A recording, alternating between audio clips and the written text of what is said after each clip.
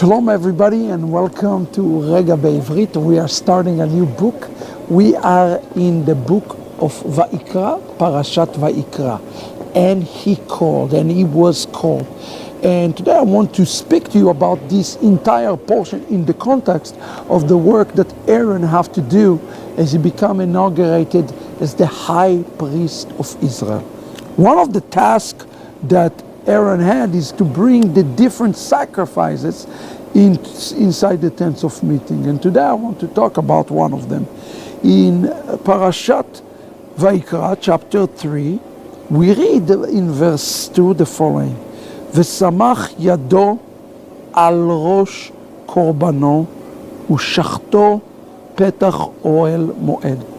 Now, I want you to understand this in the context of what it says. It says that Aaron have done something very unique with the korban. First of all, let's understand this word korban.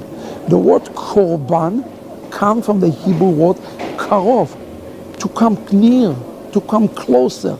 The entire principle of a korban is a principle that allows us to come closer to God. Karev, la'akriv. It's also from the word to sacrifice. Okay, so bear that in mind. What was the sacrifice? How was the sacrifice being made? It says that Aaron took his hands and he said it uses this word Hebrew, v'samach yado. Now think about this word a second, the word samach. That's where we get the word in Hebrew, smicha, like ordination. Here it uses the term samach. The word samach does not mean that he just put his hand gently on the korban. He put all this weight, all of this power, he leaned against the korban. In essence, he is transferring the sin, whatever the type of korban is, he is transferring it to the animal. So he used the word v'samach yado al rosh korbano. He put it on the head of the korban, and then it says he used the word shachto. That's where we get the word shchita, which is interesting. The word shchita is a kosher slaughtering. Again, where did the Torah teach us where to do shchita? Shchita is a kosher slaughtering. There is no place in the written Torah that telling us how to do a shchita. There is not one verse. But the fact that he uses the word shchita or shachatir, meaning that there was an oral transmission from Moshe to Aaron how to perform the shechita directly from Hashem. Of course there's an oral interpretation, otherwise there's no way to know how to do a shechita, friends. And look where it's happened. It's happened petach oel moed.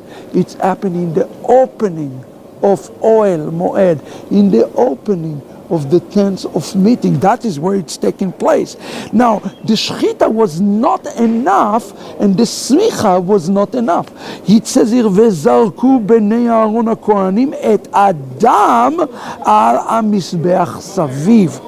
So there was an altar, and they took the blood, and they had to sprinkle the blood around the Mizbeach. Everybody have to understand this.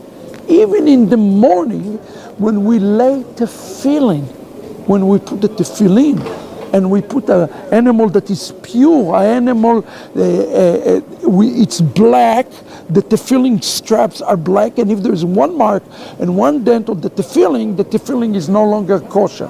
And think about this. We put a phylactery so between our eyes, and we put it on our hands, and then we say Shema Yisrael. Why? Because we are wrapping ourselves in a clean animal. That's what we're doing. We bind the blood. Basically, says the blood is being dripped upon us. We're seeing a picture of that every day. So I want you to understand this, what is happening here, and who was the one who is doing it. It was a Bnei Aaron, the Kohanim. Does one need a Kohen to go before him, before God? And the answer is yes. Of course, one need a Kohen to go before him. And this is what was the job of Aaron and his son. So again, friends, today we're seeing the same picture, even with our leaders. Later on, Moshe Rabbeinu take his hand and he says he samach them, he put them, he laid them upon Joshua. So he transferred the weight into Joshua. What a beautiful picture for us of the one who all the smicha is put upon him, all the weight put upon him, Yeshua, our Kohen Gadol. This is the Regah Bivrit for this week. God bless you. Shabbat Shalom.